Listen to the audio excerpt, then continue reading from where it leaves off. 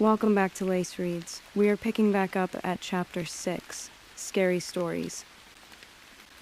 As I sat in my room, trying to concentrate on the third act of Macbeth, I was really listening for my truck. I would have thought, even over the pounding rain, I could have heard the engines roar, but when I went to peek out the curtain again, it was suddenly there. I wasn't looking forward to Friday, and it more than lived up to my non-expectations. Of course, there were the fainting comments. Jessica especially seemed to get a kick out of that story.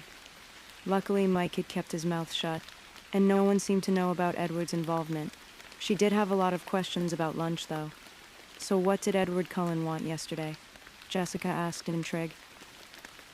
I don't know, I answered truthfully. He never really got to the point. You looked kind of mad, she fished. Did I? I kept my expression blank. You know, I've never seen him sit with anyone but his family before. That was weird. Weird, I agreed. She seemed annoyed. She flipped her dark curls impatiently. I guess she'd been hoping to hear something that would make a good story for her to pass on. The worst part about Friday was that, even though I knew he wasn't going to be there, I still hoped.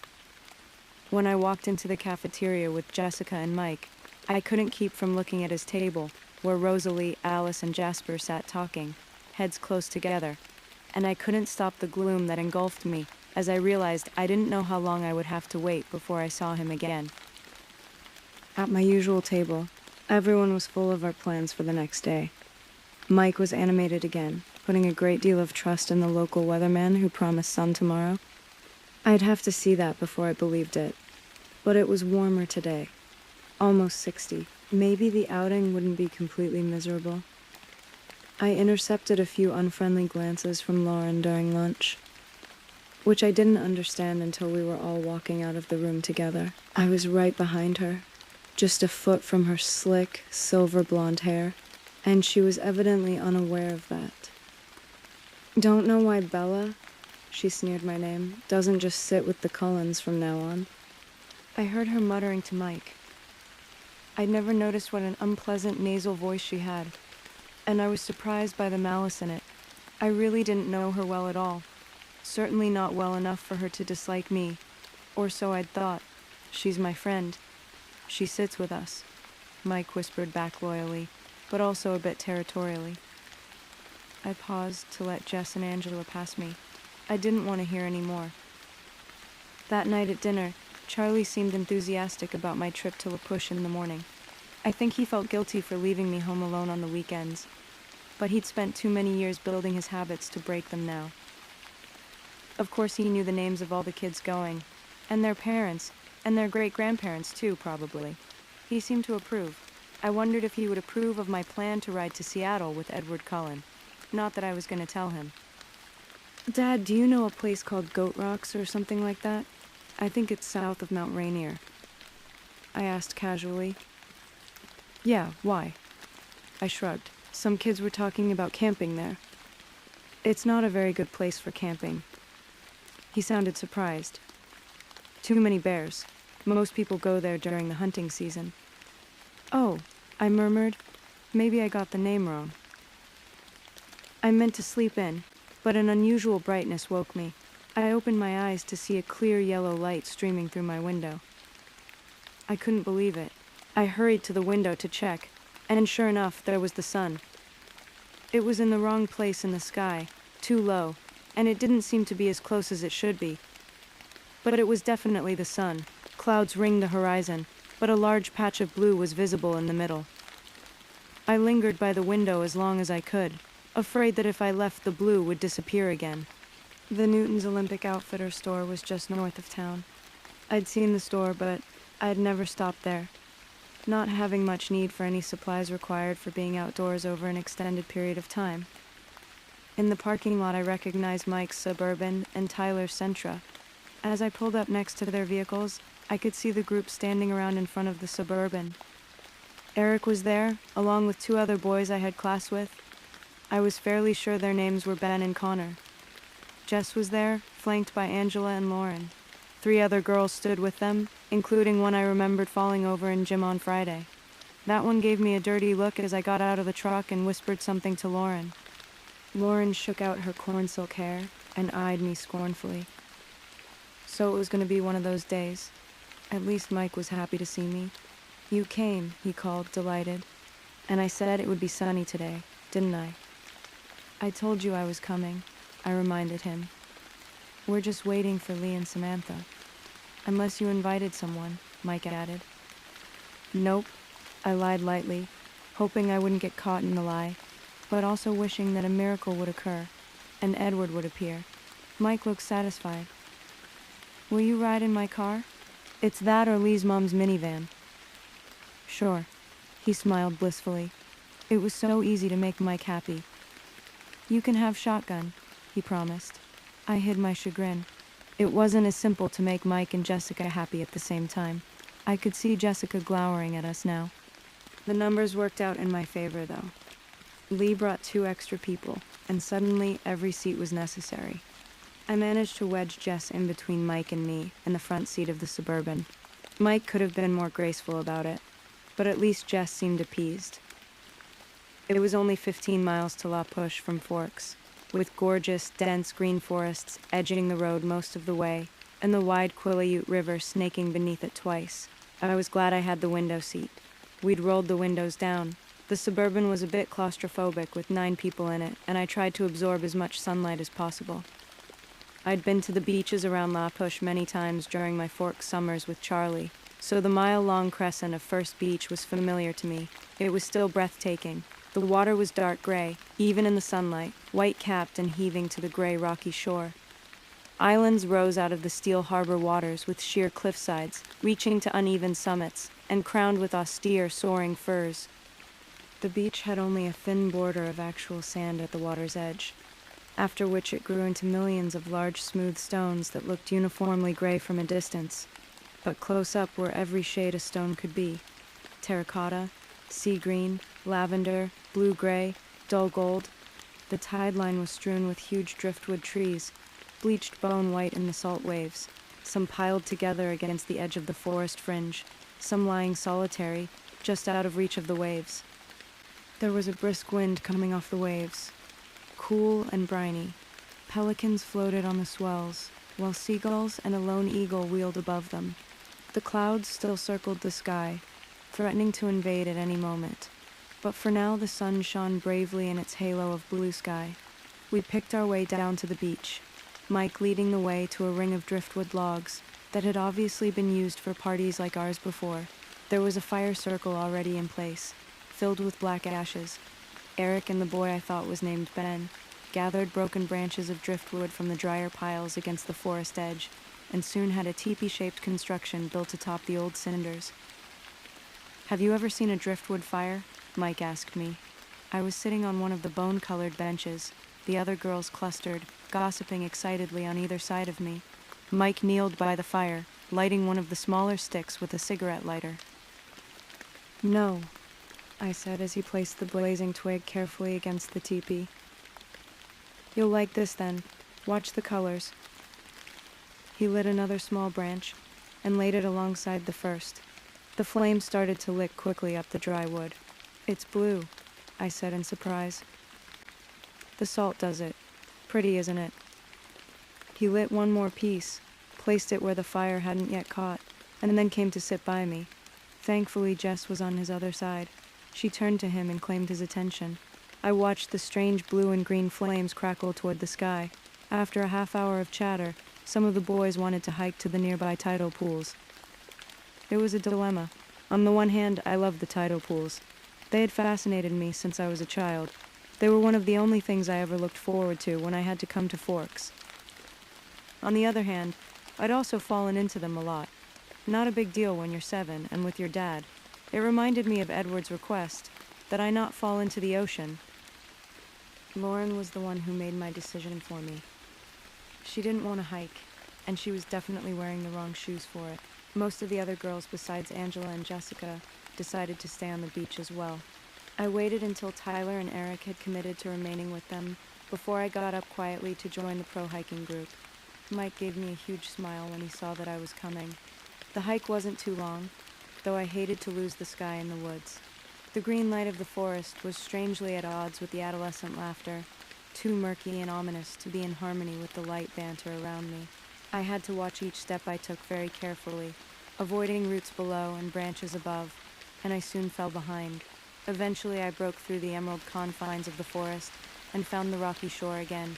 It was low tide, and a tidal river flowed past us on its way to the sea. Along its pebbled banks, shallow pools that never completely drained were teeming with life. I was very cautious not to lean too far over the little ocean ponds. The others were fearless, leaping over the rocks, perching precariously on the edges. I found a very stable-looking rock on the fringe of one of the largest pools, and sat there cautiously, spellbound by the natural aquarium below me. The bouquets of brilliant anemones undulated ceaselessly in the invisible current. Twisted shells scurried about the edges, obscuring the crabs within them. Starfish stuck motionless to the rocks and each other, while one small black eel with white racing stripes wove through the bright green weeds, waiting for the sea to return. I was completely absorbed, except for one small part of my mind that wondered what Edward was doing now, and trying to imagine what he would be saying if he were here with me. Finally, the boys were hungry, and I got up stiffly to follow them back. I tried to keep up better this time through the woods, so naturally I fell a few times. I got some shallow scrapes on my palms, and the knees of my jeans were stained green, but it could have been worse. When we got back to First Beach, the group we'd left behind had multiplied. As we got closer, we could see the shining, straight black hair and copper skin of the newcomers, teenagers from the reservation come to socialize. The food was already being passed around, and the boys hurried to claim a share, while Eric introduced us as we each entered the driftwood circle. Angela and I were the last to arrive, and, as Eric said our names, I noticed a younger boy sitting on the stones near the fire glance up at me in interest. I sat down next to Angela, and Mike brought us sandwiches and an array of sodas to choose from, while a boy who looked to be the oldest of the visitors rattled off the names of the 7 others with him. All I caught was that one of the girls was also named Jessica, and the boy who noticed me was named Jacob. It was relaxing to sit with Angela. She was a restful kind of person to be around. She didn't feel the need to fill every silence with chatter. She left me free to think undisturbed while we ate. And I was thinking about how disjointedly time seemed to flow in forks, passing in a blur at times, with single images standing out more clearly than others. And then at other times, every second was significant, etched in my mind. I knew exactly what caused the difference, and it disturbed me. During lunch, the clouds started to advance, slinking across the blue sky, darting in front of the sun momentarily, casting long shadows across the beach and blackening the waves. As they finished eating, people started to drift away in 2s and 3s. Some walked down to the edge of the waves, trying to skip rocks across the choppy surface. Others were gathering a second expedition to the tide pools. Mike, with Jessica shadowing him, headed up to the one shop in the village. Some of the local kids went with them. Others went along on the hike.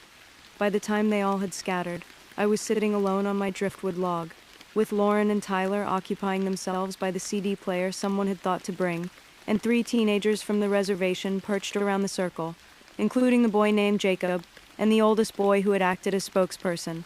A few minutes after Angela left with the hikers, Jacob sauntered over to take her place by my side. He looked 14, maybe 15, and had long, glossy black hair pulled back with a rubber band at the nape of his neck. His skin was beautiful, silky and russet-colored. His eyes were dark, set deep above the high planes of his cheekbones. He still had just a hint of childish roundness left around his chin. Altogether, a very pretty face. However, my positive opinion of his looks was damaged by the first words out of his mouth. "You're Isabella Swan, aren't you?" It was like the first day of school all over again. "Bella," I sighed. "I'm Jacob Black." He held his hand out in a friendly gesture. "You bought my dad's truck." "Oh," I said, relieved, shaking his sleek hand. "You're Billy's son. I probably should remember you." "No, I'm the youngest of the family. You would remember my older sisters, Rachel and Rebecca," I suddenly recalled. Charlie and Billy had thrown us together a lot during my visits, to keep us busy while they fished. We were all too shy to make much progress as friends. Of course, I'd kicked up enough tantrums to end the fishing trips by the time I was 11. Are they here? I examined the girls at the ocean's edge, wondering if I would recognize them now. No, Jacob shook his head. Rachel got a scholarship to Washington State, and Rebecca married a Samoan surfer. She lives in Hawaii now. Married? Wow, I was stunned. The twins were only a little over a year older than I was. So how do you like the truck, he asked. I love it. It runs great. Yeah, but it's really slow, he laughed. I was so relieved when Charlie bought it. My dad wouldn't let me work on building another car when we had a perfectly good vehicle right there. It's not that slow, I objected. Have you tried to go over 60? No, I admitted. Good. Don't. He grinned. I couldn't help grinning back. It does great in a collision, I offered in my truck's defense. I don't think a tank could take out that old monster, he agreed with another laugh. So you build cars? I asked, impressed. When I have free time and parts. You wouldn't happen to know where I could get my hands on a master cylinder for a 1986 Volkswagen Rabbit? He added jokingly. He had a pleasant, husky voice. Sorry, I laughed. I haven't seen any lately, but I'll keep my eyes open for you. As if I knew what that was. He was very easy to talk with. He flashed a brilliant smile, looking at me appreciatively, in a way I was learning to recognize. I wasn't the only one who noticed. You know Bella? Jacob? Lauren asked, in what I imagined was an insolent tone from across the fire. We've sort of known each other since I was born. He laughed, smiling at me again. How nice. She didn't sound like she thought it was nice at all, and her pale, fishy eyes narrowed. Bella, she called again, watching my face carefully. I was just saying to Tyler that it was too bad none of the Cullens could come out today. Didn't anyone think to invite them? Her expression of concern was unconvincing. You mean Dr. Carlisle Cullen's family? The tall, older boy asked before I could respond, much to Lauren's irritation. He was really closer to a man than a boy, and his voice was very deep. Yes? Do you know them? She asked condescendingly, turning halfway toward him. The Cullens don't come here, he said in a tone that closed the subject, ignoring her question. Tyler, trying to win back her attention, asked Lauren's opinion on a CD he held. She was distracted. I stared at the deep-voiced boy, taken aback, but he was looking away toward the dark forest behind us. He'd said that the Cullens didn't come here, but his tone had implied something more, that they weren't allowed, they were prohibited. His manner left a strange impression on me, and I tried to ignore it without success. Jacob interrupted my meditation. So is Forks driving you insane yet? Oh. I'd say that's an understatement. I grimaced. He grinned, understandingly. I was still turning over the brief comment on the Cullens, and I had a sudden inspiration. It was a stupid plan, but I didn't have any better ideas. I hoped that young Jacob was as yet inexperienced around girls, so that he wouldn't see through my sure-to-be pitiful attempts at flirting. Do you want to walk down the beach with me? I asked, trying to imitate that way Edward had of looking up from underneath his eyelashes. It couldn't have nearly the same effect, I was sure, but Jacob jumped up willingly enough. As we walked north across the multi-hued stones toward the driftwood seawall, the clouds finally closed ranks across the sky, causing the sea to darken and the temperature to drop. I shoved my hands deep into the pockets of my jacket. So you're, what, 16? I asked, trying not to look like an idiot as I fluttered my eyelids, the way I'd seen girls do on TV. I just turned 15, he confessed, flattered. Really? My face was full of false surprise. I would have thought you were older. I'm tall for my age, he explained. Do you come up to Forks much? I asked archly, as if I was hoping for a yes. I sounded idiotic to myself. I was afraid he would turn on me with disgust and accuse me of my fraud, but he still seemed flattered. Not too much, he admitted with a frown. But when I get my car finished, I can go up as much as I want, after I get my license, he amended. Who was that other boy Lauren was talking to? He seemed a little old to be hanging out with us. I purposefully lumped myself in with the youngsters, trying to make it clear that I preferred Jacob. That's Sam. He's 19, he informed me. What was that he was saying about the doctor's family? I asked innocently. The Cullens? Oh, they're not supposed to come onto the reservation. He looked away, out toward James Island, as he confirmed what I'd thought I'd heard in Sam's voice. Why not? He glanced back at me, biting his lip. Oops, I'm not supposed to say anything about that. Oh, I won't tell anyone. I'm just curious. I tried to make my smile alluring, wondering if I was laying it on too thick. He smiled back, though, looking allured. Then he lifted one eyebrow, and his voice was even huskier than before. Do you like scary stories? He asked ominously. I love them, I enthused, making an effort to smolder at him. Jacob strolled to a nearby driftwood tree that had its roots sticking out like the attenuated legs of a huge pale spider. He perched lightly on one of the twisted roots while I sat beneath him on the body of the tree. He stared down at the rocks, a smile hovering around the edges of his broad lips. I could see he was going to try to make this good. I focused on keeping the vital interest I felt out of my eyes. Do you know any of our old stories? About where we came from? The Quilutes, I mean, he began. Not really, I admitted. Well, there are lots of legends, some of them claiming to date back to the flood. Supposedly, the ancient Quilutes tied their canoes to the tops of the tallest trees on the mountain to survive like Noah and the Ark. He smiled to show me how little stock he put in the histories. Another legend claims that we descended from wolves, and that the wolves are our brothers still. It's against tribal law to kill them. Then there are the stories about the Cold Ones. His voice dropped a little lower. The Cold Ones, I asked, not faking my intrigue now. Yes, there are stories of the Cold Ones, as old as the wolf legends, and some much more recent. According to legend, my own great-grandfather knew some of them. He was the one who made the treaty that kept them off our land. He rolled his eyes. Your great-grandfather, I encouraged. He was a tribal elder, like my father. You see, the Cold Ones are the natural enemies of the wolf. Well, not the wolf really, but the wolves that turn into men, like our ancestors. You would call them werewolves. Werewolves have enemies? Only one. I stared at him earnestly, hoping to disguise my impatience as admiration. So, you see, Jacob continued, the Cold Ones are traditionally our enemies, but this pack that came to our territory, during my great-grandfather's time, was different. They didn't hunt the way others of their kind did. They weren't supposed to be dangerous to the tribe. So, my great-grandfather made a truce with them. If they would promise to stay off our lands, we wouldn't expose them to the pale faces. He winked at me. If they weren't dangerous, then why? I tried to understand, struggling not to let him see how seriously I was considering his ghost story. There's always a risk for humans to be around the Cold Ones, even if they're civilized like this clan was. You never know when they might get too hungry to resist. He deliberately worked a thick edge of menace into his tone. What do you mean, civilized? They claim that they didn't hunt humans.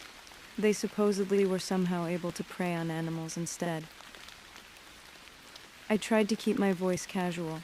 So how does it fit in with the Cullens? Are they like the Cold Ones your great-grandfather met? No. He paused dramatically. They are the same ones. He must have thought the expression on my face was fear inspired by his story. He smiled, pleased, and continued. There are more of them now, a new female and a new male, but the rest are the same. In my great-grandfather's time, they already knew of the leader, Carlyle. He'd been here and gone before your people had even arrived. He was fighting a smile. And what are they? I finally asked. What are the Cold Ones? He smiled darkly. Blood drinkers, he replied in a chilling voice. Your people call them vampires. I stared out at the rough surf after he answered, not sure what my face was exposing. You have goosebumps, he laughed delightedly. You're a good storyteller, I complimented him, still staring into the waves. Pretty crazy stuff though, isn't it? No wonder my dad doesn't want us to talk about it to anyone. I couldn't control my expression enough to look at him yet. Don't worry, I won't give you away. I guess I just violated the treaty, he laughed. I'll take it to the grave, I promised, and then I shivered. Seriously though, don't say anything to Charlie. He was pretty mad at my dad when he heard that some of us weren't going to the hospital since Dr. Cullen started working there. I won't, of course not. So do you think we're a bunch of superstitious natives or what? He asked in a playful tone but with a hint of worry. I still hadn't looked away from the ocean. I turned and smiled at him, as normally as I could. No, I think you're very good at telling scary stories though. I still have goosebumps, see? I held up my arm. Cool, he smiled, and then the sound of the beach rocks clattering against each other warned us that someone was approaching. Our heads snapped up at the same time to see Mike and Jessica, about 50 yards away, walking toward us. There you are, Bella, Mike called in relief, waving his arm over his head. Is that your boyfriend? Jacob asked, alerted by the jealous edge in Mike's voice. I was surprised it was so obvious. No, definitely not, I whispered. I was tremendously grateful to Jacob and eager to make him as happy as possible. I winked at him, carefully turning away from Mike to do so. He smiled, elated by my inept flirting. So when I get my license, he began. You should come see me in Forks. We could hang out sometime. I felt guilty as I said this, knowing that I'd used him, but I really did like Jacob. He was someone I could easily be friends with. Mike had reached us now, with Jessica still a few paces back. I could see his eyes appraising Jacob, and looking satisfied at his obvious youth.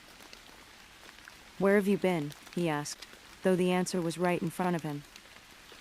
Jacob was just telling me some local stories, I volunteered. It was really interesting. I smiled at Jacob warmly, and he grinned back. Well, Mike paused, carefully reassessing the situation as he watched our camaraderie. We're packing up. It looks like it's going to rain soon. We all looked up at the glowering sky. It certainly did look like rain. Okay, I jumped up. I'm coming. It was nice to see you again, Jacob said. And I could tell he was taunting Mike just a bit. It really was. Next time Charlie comes down to see Billy, I'll come too. I promised. His grin stretched across his face. That would be cool. And thanks, I added earnestly. I pulled up my hood as we tramped across the rocks toward the parking lot. A few drops were beginning to fall, making black spots on the stones where they landed. When we got to the Suburban, the others were already loading everything back in. I crawled into the back seat by Angela and Tyler, announcing that I'd already had my turn in the shotgun position. Angela just stared out the window at the escalating storm, and Lauren twisted around in the middle seat to occupy Tyler's attention, so I could simply lay my head back on the seat and close my eyes and try very hard not to think. Thank you for listening. Chapter 7. Nightmare up next.